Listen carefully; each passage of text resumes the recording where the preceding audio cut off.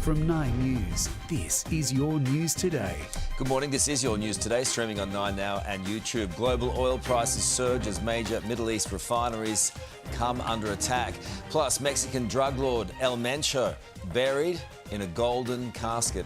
And bitter beer to swallow, why Aussies are about to pay more for a pint at the pub. First up, though, we begin with the latest developments in the Middle East as Iran's key government sites are targeted. Let's go live to Mimi Becker in Tel Aviv. Mimi, good morning to you.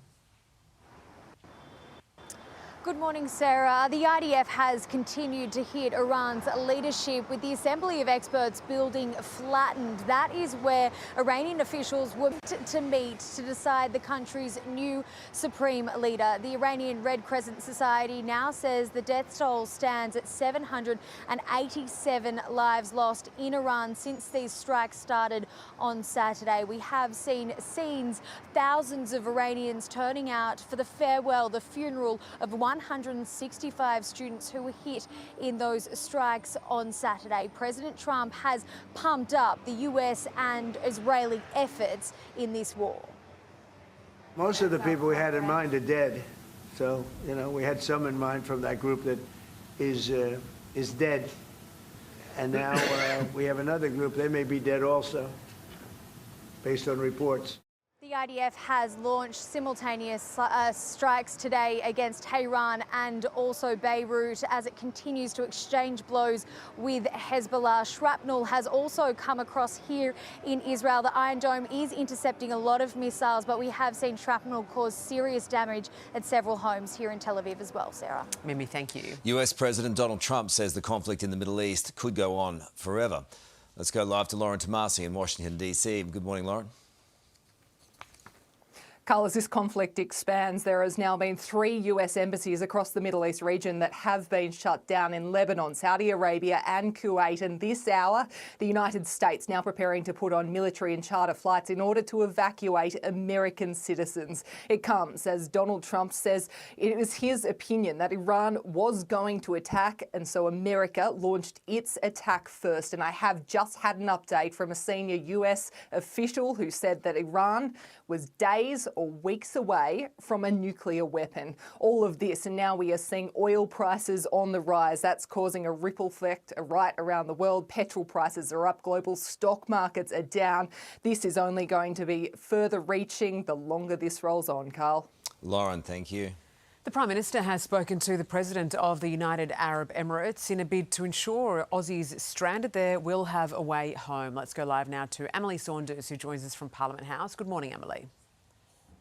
Good morning, Sarah. Both leaders are hoping to see more air travel resume as soon as possible, but it's not clear yet when that will be. We know more than 100,000 Australians are in the Middle East. 24,000 are currently in the UAE, made up of residents and those that were just flying through. Those Aussies now in limbo, waiting for the airspace to fully reopen, with only a limited number of flights taking off since the weekend. The government still hopes commercial flights can bring them home, but Sarah say contingency plans are in the works. Emily, thank you. The United Kingdom has announced it will send a warship to Cyprus after an Iranian drone hit a British base on the island. Sir Keir Starmer announcing Britain is prepared to deploy the vessel after Donald Trump criticised the UK for not giving stronger support to US action against Iran. A man and a woman have been pulled to safety after their hot air balloon became tangled on a mobile phone tower in the US. Emergency crews rushed to the scene in Texas, working to reach the pair who were stuck nearly 300 metres above ground. It took rescuers more than an hour to bring them down safely. Infamous Mexican drug lord El Mencho has been buried in a golden casket by his family.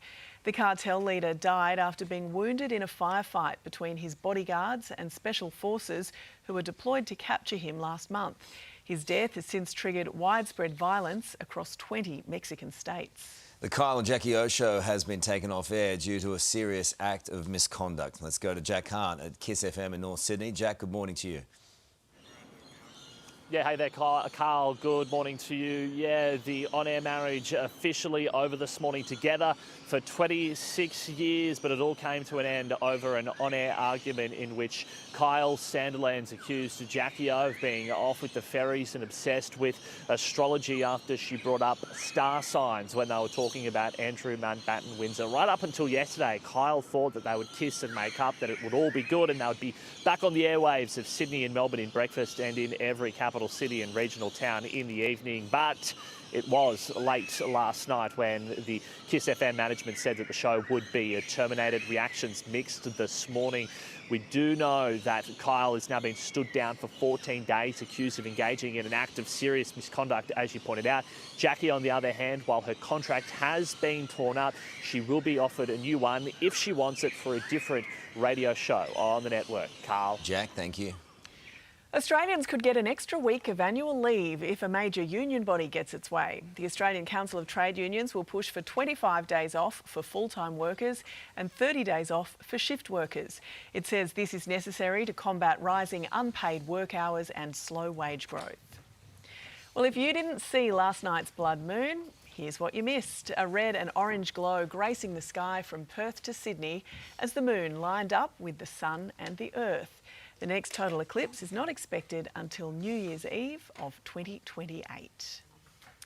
Aussie Winter Olympian Cooper Woods is soaking up every bit of gold medal glory since returning home, even at the post office. The Moguls champ surprised staff in Bondi Junction buying Winter Olympics-themed stamps featuring his very own face. Hi, I was wondering if I could buy some Olympic stamps. Olympic stamps. They're me. Oh, really? Yes, that's why I've come in to get some. Such an honour. So stoked. Don't ask me to write you a letter because I'm not very good at handwriting. Yeah. Cute moment. Hey, Australia Post says staff were starstruck by the unexpected drop-in.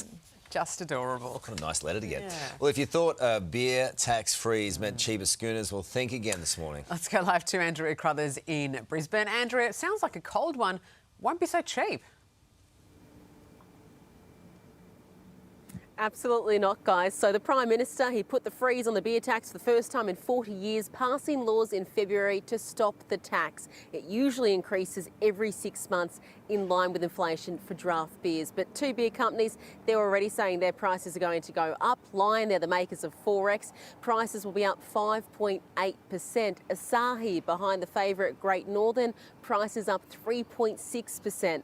So publicans, they say they'll have to pass those prices on, meaning a schooner could nudge $9. So your next shout, it's about to get pricier, guys. Oh, $9. It's expensive. What's happened to this country? It's just not fair. All right, let's take a look at the weather right across the country for you now. And wet across northern Australia, while a burst of warmth from the west will start heading east from today. Partly cloudy for Brisbane, Melbourne and Adelaide. Some showers for Sydney and Canberra. 37 the top for Perth and a sunny 25 for Hobart.